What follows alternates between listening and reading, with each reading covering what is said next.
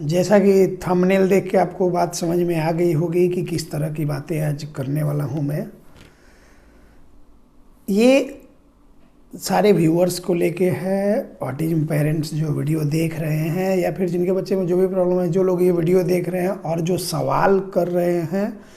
बहुत सारे लोग व्हाट्सएप पे सवाल पूछते हैं, कुछ लोग फ़ोन करके सवाल पूछते हैं, कुछ लोग यूट्यूब पे सबसे ज़्यादा कमेंट में सवाल पूछ रहे हैं।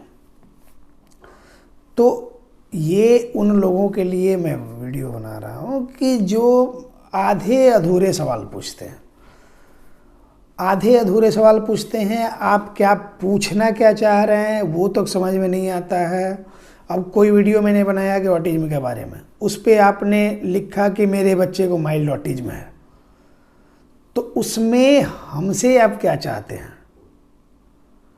वहाँ हाजिरी आपको थोड़े लगाना है कि आप आइए बताइए कि माइल्ड ऑटिज्म है, मॉडरेट ऑटिज्म है या फिर जो भी है। मेरे से आप क्या चाहते हैं? मेरे एंड से अगर आपको कोई हेल्प चाहिए तो पूरा सवाल तो कम से कम वहाँ लिखिए कि हाँ माइल्ड ऑटिज्म है, इसमें ये सिम्टम्स हैं, इसमें क्या कर सकते हैं, या फिर आपसे कब बात हो सकती है, या फिर कैसे क्या करना होता है। तो ये इसमें कहीं कुछ लिखा ही नहीं है। माइल्ड ऑटिज्म है। अभी व्हाट्सएप पे किसी ने मैसेज किया है कि बच्चा पेपर और कागज़ फाड़ते रहता है, थेरेपी बताएं। कैसे बताएं, क्या बताएं? एक सिम्टम आपने बताया, बच्चे को नहीं जानते, ना आपका पता है ना कुछ पता है, उसके हिसाब से ऐसे इलाज होता है। उस हिसाब से तो क्या है कि हर आदमी कुछ ना कुछ बीमार है ही, तो सब लोग ऐसे ही ये करने लगे तो ऐसे इलाज थोड़े होता है। अभी डायबिटीज़ का लक्षण जब पहले हम लोग छोटे छोटे थे, छोटे छोटे पेपर में आता था मधुमेह लिख के, तो उतना तो पता था कि डायबिटीज़ मधुमेह। हाँ, उसमें बताता था कि इसमें थकान लगेगा, लगता था कि लो हमको तो थकान लगती है। मुंह से पके फलों की तरह गंध आना, ऐसा मतलब मैंने जो जो पढ़ा है हिंदी के पेपर में, थोड़ा थोड़ा हेल्थ बुलेटिन वगैरह देता है उसमें। उसके बाद से होगा कि भूख ज़्यादा लगेगी, पेशाब ज़्यादा लगेगा, प्यास ज़्यादा लगेगी, बच्चे को लोगों को लगती है। तो हम तो जब 7-8 साल 10 साल के थे तब भी लगता था कि हमको भी डायबिटीज़ है। तो उसी तरह का क्या होता है कि जब आपको कुछ पता नहीं हो और आप कोई भी डिजीज़ या फिर किसी चीज़ के बारे में देखते हैं तो लगता है कि ये, उसके बारे में पढ़ेंगे तो लगेगा ये मेरे बच्चे में है, ये भी मेरे बच्चे में है, ये भी मेरे बच्चे में है, ये भी मेरे बच्चे में है, या फिर अपने में एडल्ट का कोई डिजीज़ हो, लगेगा वो इस तरह हमको भी फील होता था, इसका मतलब ये है। तो वो जब आपको नहीं पता है, आपने अपने आप एक डिसीजन बना लिया, उसके लिए किसी से पूछेंगे ना, जो एक्सपर्ट उसके होंगे वो बताएंगे ना आपको सही चीज़ें कि हाँ वो है कि नहीं है। अब आपने मान लिया कि चलो हमको डायबिटीज़ हो गया, तो अब हमसे आप मैसेज कीजिए कि दवाई बता दीजिए, तो ये मतलब कहाँ तक सही है आप लोग खुद ही सोचिएगा। कुछ लोग बोल रहा है कि आप सिर्फ एडवाइस देते हैं, प्रैक्टिकल वीडियो नहीं दिखाते। तो प्रैक्टिकल वीडियो नहीं दिखाते हैं, जो लोग अलाउ नहीं करते हैं उनके बच्चे का वीडियो हम नहीं डालते हैं, सीधी सी बात है। आपको प्रैक्टिकल वीडियो चाहिए तो आप अपने बच्चे का वीडियो भेजिए, मैं उस पर कुछ गाइड करते हुए आपको बना के डाल दूंगा वीडियो, यूट्यूब पे डाल दूंगा, सारे लोग देखेंगे, उससे फ़ायदा होगा। एक किसी ने लिखा था कि आप वो वीडियो डालें तो बहुत सारे लोगों का फ़ायदा होगा। तो आप अपने बच्चे का वीडियो भेजिए और कहिएगा तो चेहरा भी मैं ब्लर कर दूंगा और उसके हिसाब से वो मैं वीडियो डाल दूंगा। एक आदमी ने कमेंट करा है कि सीरीज वाइज बनाइए कि स्टेप बाय स्टेप क्या क्या चीज़ें कर सकते हैं। तो उनके लिए ये है कि भाई इसमें कुछ भी फिक्स नहीं है। 100 बच्चे हैं, 100 में अलग अलग तरह से ट्रीट किया जाएगा। पहले किसी में अगर जिनमें सेंसरी नीड है तो उनमें क्या क्या ज़रूरत है, बिना असेसमेंट के किसी में ही नहीं करता। तो 100 बच्चों में 100 तरह से वही प्रोटोकॉल सेम ही होगा, लेकिन कब किस में क्या यूज करना है वो स्टेप बाय स्टेप होगा। सबकी समझदारी एक तरह की नहीं होती, सब एक माहौल से नहीं आते हैं, सब एक तरह से ये नहीं रहते हैं, पले बड़े नहीं हैं, सबका आईक्यू लेवल उस तरह का नहीं है सब। तो ये सारी चीज़ों को ध्यान में रखते हुए, कंप्लीट ये फैक्टर्स को ध्यान में रखते हुए उसके हिसाब से ना मैनेजमेंट प्लान उसका कीजिएगा कि एक ये मैंने बोला ना कि ये ना गाना है ना ये डांस है, कि स्टेप बाय स्टेप कैसे कैसे करना है, ये एक्टिविटी करना है, ये फिजिकल ये करना है, ये स्ट्रेचिंग करना है, ये ना जिम है ना बॉडी बिल्डिंग का काम है, ये रिहैबिलिटेशन है और न्यूरो रिहैबिलिटेशन है। तो न्यूरो रिहैबिलिटेशन है, चाइल्ड रिहैबिलिटेशन है, उसमें बिना स्पेशलिस्ट के आपसे थोड़े हो पाएगा वो कि आपको एक्टिविटी दिखाएं और वीडियो बनाएं। 2-3 लोगों ने ये सवाल पूछा है कि सर कैसे पता करें कि माइल्ड है, मॉडरेट है या सीवियर है ऑटिज्म का, ये कैसे पता करेंगे, घर पे कैसे पता करें? तो वो भी आप पता कर लेंगे तो हम किस लिए? पता भी आप कर लें, कैसे इलाज करें वो भी आप जान लें, तो फिर जो इसके एक्सपर्ट हैं वो किस लिए हैं? यही मेंटालिटी जो है आप लोगों की, इसकी वजह से क्या हो रहा है ना कि बच्चे में ग्रोथ भी नहीं हो रहा है और एज भी निकल रही है। आप घर पे पता करना चाहते हैं, घर ही पे इलाज करना चाहते हैं, तो इलाज करेंगे, ठीक है। मैं भी बोलता हूँ, मैं नहीं बोलता कि आप मेरे सेंटर पे आइए और मेरा ये, मैं अवेयरनेस के लिए आया हूँ, सही चीज़ें बताऊँगा, लेकिन आपको इतने सारे फैक्टर्स हैं, इतने सारे स्केल्स हैं, इतना उसका मापदंड का पैमाना है कि आप कैसे पता कर पाएंगे कैसे ये। और कोई भी बात कोई भी बताता है तो सरासर गलत बोल रहा है कि इस हिसाब से ये, हाँ एक कंपैरिजन करके बताया जा सकता है कि हाँ ये इस तरह की प्रॉब्लम है तो ये माइल्ड है, ये मॉडरेट है, सीवियर है, थोड़ा थोड़ा कोई डिफरेंस हो जाता है। उसमें हज़ारों चीज़ें ऐसी हैं, उस पर डिफरेंस करना मुश्किल हो जाता है। तो असेसमेंट में मैं 1 सप्ताह का समय लेता हूँ, हर जगह समय लेता है लोग 1 दिन में असेसमेंट कर देता है, लेकिन मेरा प्रोटोकॉल है कि 1 सप्ताह मैं बच्चे को अपने क्लिनिक में आ जाएगा, मैं देखूंगा, रोज़ आएगा, अपना पेमेंट करेगा, ट्रीटमेंट में जाएगा और मैं उसको रोज़ देखूंगा। 1 सप्ताह बाद मैं डिसीजन मेकिंग करता हूँ। तो आप कैसे पता कर लीजिएगा कि ये कर लूँगा? तो फिर आप वकील भी बन जाइए, अपना कोई केस मुकदमा हो तो खुद ही लड़ लीजिए, FIR वगैरह करने के लिए आप कभी दरोगा भी बन जाइए, थाना प्रभारी बन जाइए। उसके बाद से अब रही बात कि टीचर वगैरह, तो वो भी बन जाइए। सब कुछ आप कर पाएंगे। जिस फील्ड में आप काम कर रहे हैं आप वो काम करें। इस फील्ड में हम काम कर रहे हैं, ये काम हमको करने दें। अब हमको एक लाइट लगाना हो या फिर वायरिंग करानी हो तो हम YouTube देख के वायरिंग करना शुरू कर दें और बोर्ड में कहीं हाथ लगाया, झटका लग गया तो गए। तो उसके लिए इलेक्ट्रिशियन है, उसका काम उसको करने दीजिए, एक्सपर्ट वो है ना, उसको ना पता है कि कहाँ से कौन वायर क्या करेंगे, छुएंगे तो ये नहीं, झटका नहीं मारेगा। उन लोग आते हैं फ्यूज निकाल देते हैं, ये कर लेते हैं, वो हम लोग को आइडिया नहीं है। हम लोग फ्यूज निकालने जाएंगे, तार में ही हाथ घुसा देंगे, मारेगा झटका, वहीं से गिर जाएंगे। तो वही चीज़ें होती हैं कि जिसका काम उसी को साजे और करे तो डंडा बाजे वाला एक कहावत है, इसको अन्यथा नहीं लेना है।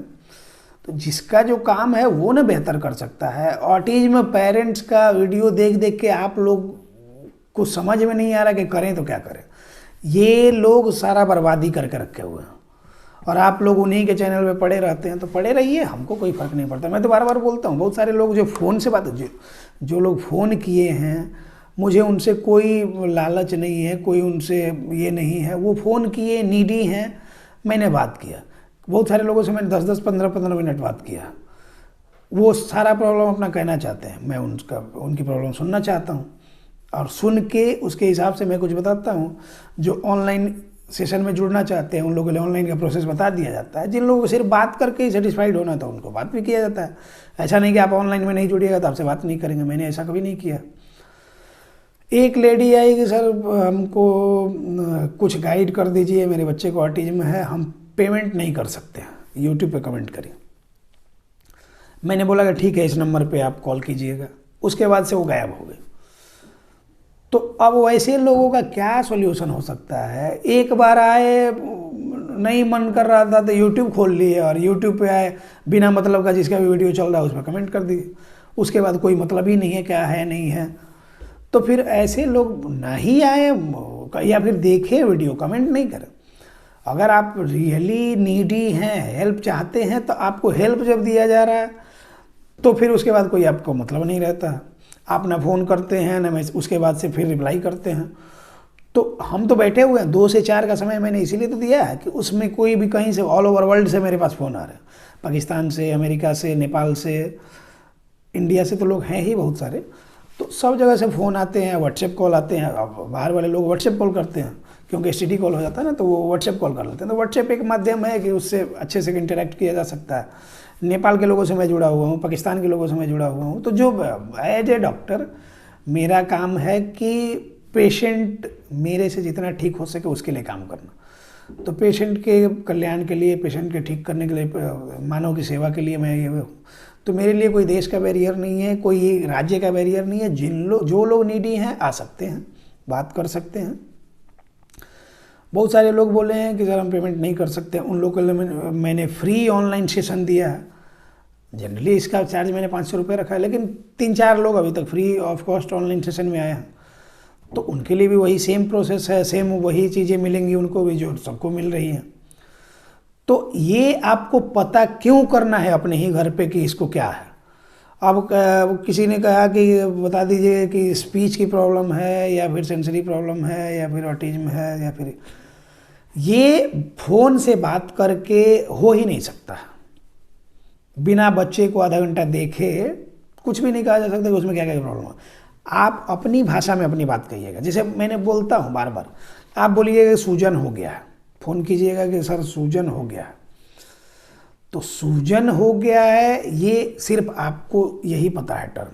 अब हम सूजन की बात करें तो इन्फ्लामेशन का मतलब भी सूजन होता है, स्वेलिंग का मतलब होता है सूजन, एडिमा भी होता है एक तरह का, वो भी सूजन ही है। अब इसी तरह और तरह 4-5 टर्म है इसमें। तो अब वो हम देखेंगे, वो एज ए मेडिको हम देखेंगे तब ना बताएंगे कि ये इन्फ्लामेशन है कि स्वेलिंग है या फिर एडिमेटस चेंज है, तो वो हमको पता होगा ना। तो इसीलिए उसके एक्सपर्ट जो हैं उसके पास जाएंगे। अब सर्दी खांसी बुखार होती है तो अब कैसे पता करें कि इसको सर्दी खांसी बुखार है, ये कोई तो सवाल नहीं हो। तुरंत आप फिजिशियन के पास भाग जाते हैं बच्चे को लेकर। तो जनरल फिजिशियन का काम है ये, आपको पता है। कान में दर्द हो रहा तो ईयर जो ईएनटी के डॉक्टर हैं उन्हीं के पास जाते हैं ना। पेट में कोई प्रॉब्लम है गैस्ट्रोलॉजिस्ट के पास आप चले जाते हैं। ऑटिज्म की प्रॉब्लम है तो यूट्यूबर लोग के पास क्यों चले जाते हैं, उसके लिए एक जो स्पेशलिस्ट हैं उनके पास जाएं, तब जाके ना सही इलाज होगा। सही गाइडलाइन आप लोग मिलता ही नहीं है, आप लोग उसमें भी भागते हैं बच्चा के डॉक्टर जनरल फिजिशियन के पास में लेके, और जनरल फिजिशियन कहता है कि ना कुछ नहीं है, ले जाकर टीवी दिखाइए, मोबाइल दिखाइए, उसके बाद से सब कुछ सही रहेगा। आपको लगता है कि हाँ बिल्कुल सही बोले हैं, लगे एक सिरप दे दिया 2-3 हज़ार का, जिसमें कि उसको 1.5 से 2 हज़ार का कमीशन उसी का हो गया, 300-400 जो दवा कंपनी का होगा, और बस वो पिलाते रहिए और टीवी दिखाते रहिए। 6 महीने बाद पता चला कि जो उसमें थोड़ी बहुत ये भी थी भी समझदारी, वो भी लॉस्ट हो गई, वो क्योंकि वो वर्चुअल वर्ल्ड में चला गया। तो इसलिए आपको सब कुछ घर पे करना क्यों है, ये बात आप खुद से बैठ के सोचें, और खुद से जब बैठ के सोचिएगा तो आपको बातें समझ में आएंगी। अभी तक जितने जुड़े हैं लोग, कहीं से भी जुड़े हैं, पाकिस्तान से भी जो जुड़े हैं, प्रॉपर हिंदी नहीं, उनमें काफ़ी उर्दू मिक्स होता है, लेकिन बातें समझ में आ जाती है, आपकी भावना समझ में आ जाती है, शब्द का ज़्यादा ये होता नहीं। तो आप हेजिटेशन क्यों करते हैं, जब इस तरह की सर्विस मैंने दी है कि आप फ़ोन करें, बात कर सकते हैं, ये कर सकते हैं, फिर भी आपको घर पे पता करना है कि क्या है, तो ये सिर्फ मन का भ्रम है और कुछ नहीं है। इसको जितनी जल्दी त्याग देंगे उतना जल्दी बच्चे में इम्प्रूवमेंट हो जाएगा। पेशेंट की अटेंडेंट जो है लेडी कोई, उन्होंने लिखा था कि सर पेरेंट से अच्छा थेरेपिस्ट या ट्यूटर टीचर कोई भी नहीं हो सकता। बिल्कुल बात सही है, यहाँ तक मैं बिल्कुल सहमत हूँ। और ये बातें मैं बार बार बोलता हूँ कि आप 5 सेशन 10 सेशन कितना भी सेशन ज्वाइन कर लीजिएगा, घर पे अगर काम नहीं कीजिएगा तो बच्चे में इम्प्रूवमेंट नहीं होगी, वो हम लिख के दे सकते हैं। तो उसके बाद उन्होंने लिखा है कि दिन भर बच्चे को ऑक्युपाई किए रहिए, उसको दौड़ाते रहिए, खिलाते रहिए, इतना खिलाइए, दौड़ाइए, कूदाइए कि वो थक जाए, थक के बैठ जाए, फिर उसको एक्टिविटी में बैठा दीजिए, कुछ लिखने पढ़ने की एक्टिविटी में, फिर उसके बाद दौड़ाइए। मतलब दिन भर जितना से ज़्यादा समय उसको आप ये कर सकते हैं तो उतना कीजिए। मतलब ये उनका ओपिनियन था। तो मैंने बोला कि अच्छा ठीक है। हालांकि चाहे तो मैंने उस पर रिप्लाई किया था कि मैं चाहता तो ये कमेंट हाइड कर सकता था, लेकिन फिर आपको लगता कि आप सही हैं, भ्रम में आप जाती हैं।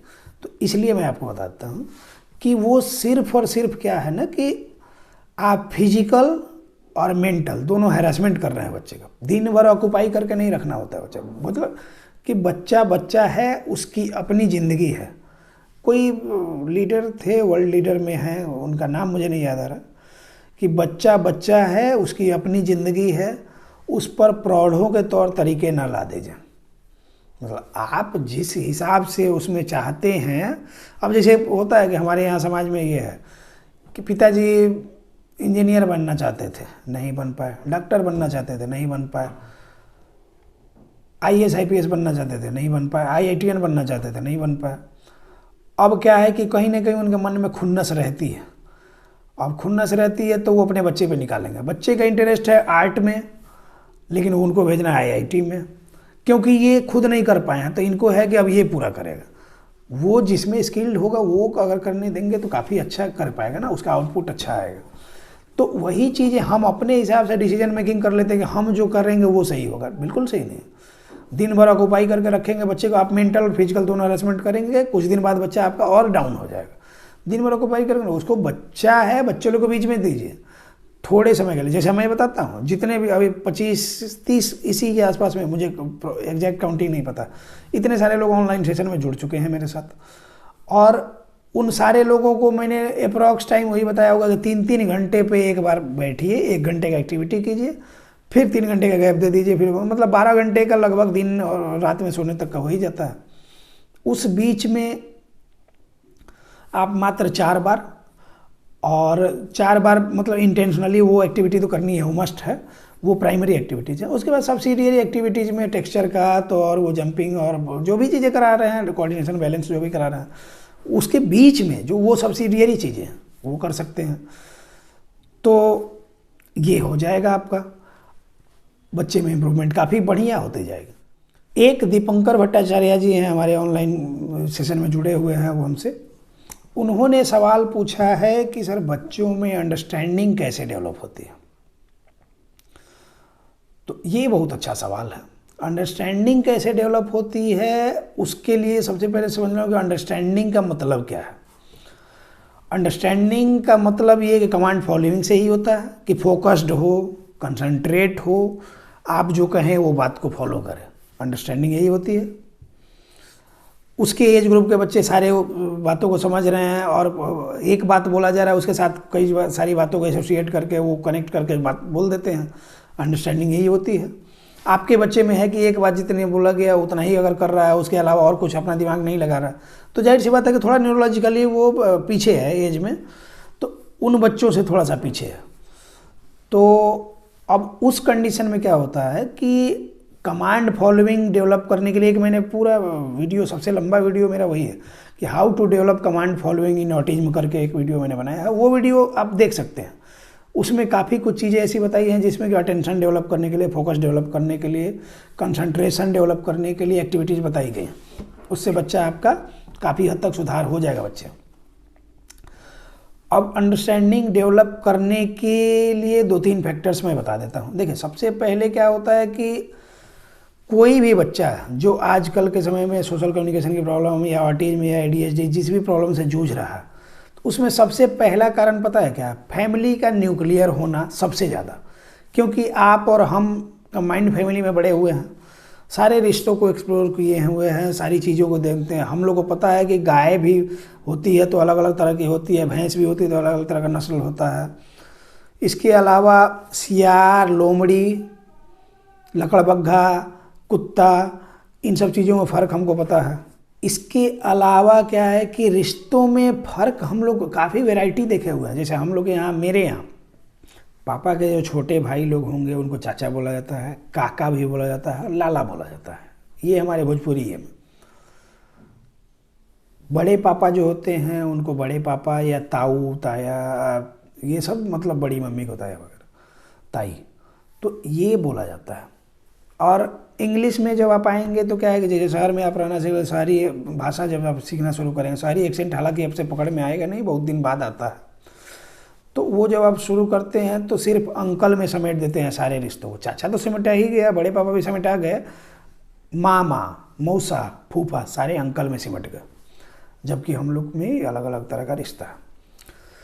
तो कंबाइंड फैमिली में अगर बच्चा रह रहा है तो काफ़ी अंडरस्टैंडिंग उसकी डेवलप कर जाएगी। अगर थोड़ी बहुत प्रॉब्लम है भी तो वो बहुत जल्दी अंडरस्टैंडिंग डेवलप करेगी। दूसरी बात, न्यूक्लियर फैमिली में आप रह रहे हैं, हस्बैंड वाइफ दोनों ही जॉब में हैं, एक मेड रखे हुए हैं, उसके भरोसे बच्चे को रखा हुआ है कि हाँ वो पालन पोषण करेगी।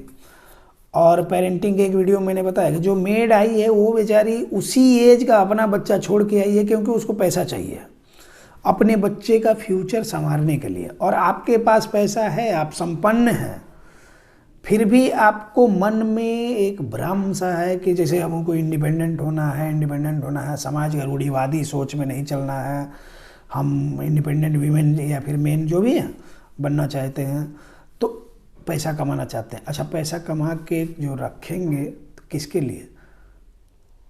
आपके मम्मी पापा आपके लिए कमाए, आपका करियर बनाए, आपका शादी ब्याह कर दिए, सेट कर गए, आप इंडिपेंडेंट हो गए। अब जो भी आप कमा रहे हैं, जो भी आप कर रहे हैं, वो आप अपने बच्चे के लिए कर रहे हैं। तो अब जब दोनों लोग जॉब में हैं तो एक आदमी को तो जॉब छोड़ के बच्चे पे ध्यान देना चाहिए, क्योंकि जो संपत्ति आप बना लेंगे, जब बच्चा ही सही नहीं रहेगा तो उसको संभालेगा कौन? तो जब वो संभालने के लायक रहेगा ही नहीं तो ये संपत्ति किस काम की?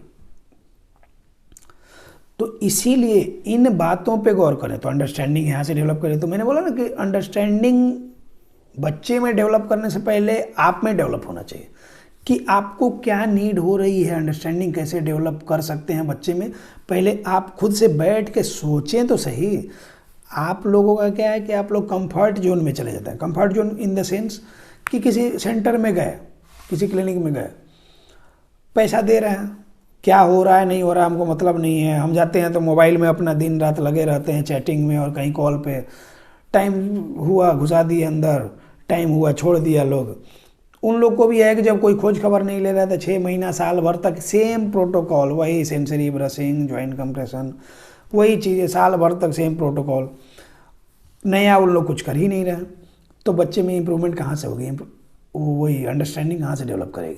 इसके अलावा क्या है कि यूट्यूब थेरेपी सेंटर जो लोग ज्वाइन कर चुके हैं, वो लेमैन वाला लोग, जो लेमैन लोगों का चैनल जो देख रहे हैं, जो विकिपीडिया के एक्सपर्ट हैं, ए फॉर ऑटिज्म और बी फॉर बकवास चैनल वाले, तो इन लोग का देख देख के भी आपको और इन लोग बरगला देते हैं, क्योंकि इन लोग को जो जब समझ में आया तभी मुंह उठाया बोल दिया।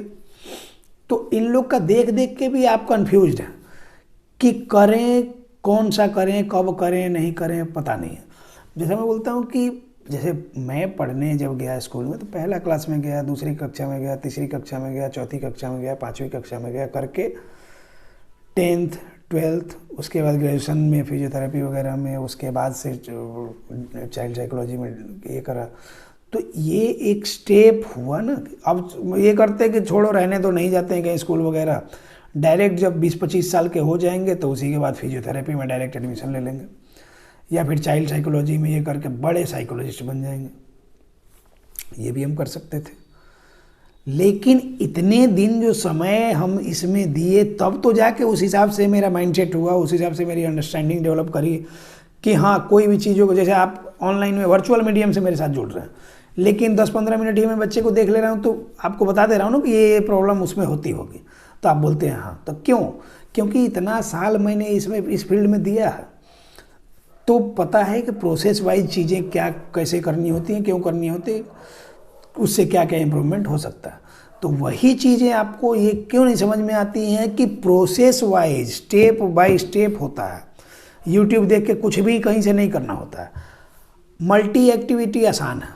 आप लोग पार्क में लेके जाते हैं, 20-25 रुपये का टिकट लगता होगा, आप सोचते हैं कि पैसा वसूल काम करो, इसको ले टनल में घुमा रहे हैं, ले उसको जंपिंग करा रहे हैं ट्रैम्पोलिन पे, वो जो 10-15 बच्चे कूदते हैं वो करा रहे हैं। उसके बाद से उस बच्चे के लिए बहुत सारी एक्टिविटीज़, भाग दौड़ की एक्टिविटीज़, वो सब आसान है। स्लाइडर वगैरह पे ले जाना सब कुछ आसान है। आप लेके गए, बच्चे लोगों में छोड़ दिए, धीरे धीरे बच्चे उसको ठेल के चढ़ा दिए, वो आके स्लाइड कर रहा, आपको भी मज़ा आ रहा है, बड़ा बढ़िया कर रहा है। इधर आप कंसंट्रेट होकर बैठना ही नहीं चाहते हैं। सेंसरी इशूज़ सारे बच्चे में मैं देख रहा हूँ, जो भी अभी तक फ़ोन किए हैं, ये करें, सारे बच्चों में सेंसरी इशूज़ है। सेंसरी पे काम करना ही नहीं है। क्यों नहीं करना है? क्योंकि आपको आता नहीं है। क्यों नहीं आता है? क्योंकि आप जहाँ जाते हैं वो बेईमान है, वो बताते नहीं हैं। तो कैसे अंडरस्टैंडिंग डेवलप करेंगे? जब तक आप स्थिर नहीं बैठिएगा, फोकस नहीं रहेगा। अंडरस्टैंडिंग का मतलब क्या होता है? वही इंटेलेक्चुअलिटी, बुद्धिमत्ता कितनी है, व्यवहारिक बुद्धि आपकी होनी चाहिए, वही ना है अंडरस्टैंडिंग। तो व्यवहारिक बुद्धि कब डेवलप हो? जब कंसंट्रेट होकर आप बैठेंगे तब तो। अभी मैं जो ये बातें कर रहा हूँ, अभी मैं यहाँ गाना बजाते रहूँ, कुछ लिखते रहूँ, ये करूँ, तो मैं बोल पाऊँगा? एक बार मैं एक ही चीज़ करूँगा ना, तो मैं कंसंट्रेटेड हूँ, फोकस्ड हूँ, तो ये वीडियो मैं बना रहा हूँ। तो इसी तरह बच्चे को बैठाना होता है, कंसंट्रेट करना होता है स्थिर करके, और उनके मनपसंद एक्टिविटी जो 6 महीना साल भर से आप कर रहे हैं वो बैठा के भी करेंगे तो वो तो कर ही लेंगे, लेकिन उसके लिए जो नीड है वो चीज़ें आपको कैसे पता होंगी? और जो जब हम बताएंगे भी तो वो आप कराएंगे तो क्या बच्चा इरिटेट होगा, भागना चाहेगा, क्योंकि उसको टफ लग रहा है। तो उसको वही तो, उसको बच्चे को पता नहीं है कि उसको क्या प्रॉब्लम हुई है, उसको लग रहा है कि जैसे हमको टॉर्चर किया जा रहा है, लेकिन वो भागेगा, फिर भी आपको पकड़ के रखना है, धीरे धीरे धीरे धीरे उसको समझा बुझा के तब उसके साथ एक्टिविटी करना। अंडरस्टैंडिंग इसी से आती है। तो ये इन सब बातों पे जब आप ध्यान देंगे तब आपको बात समझ में आ जाएंगी। और इसी के डिस्क्रिप्शन बॉक्स में मैं वो लिंक दे दूंगा, how to develop command following. उस वीडियो को देखेंगे इस वीडियो के साथ रिलेट करके तो काफ़ी बातें आपको समझ में आ जाएंगी। धन्यवाद।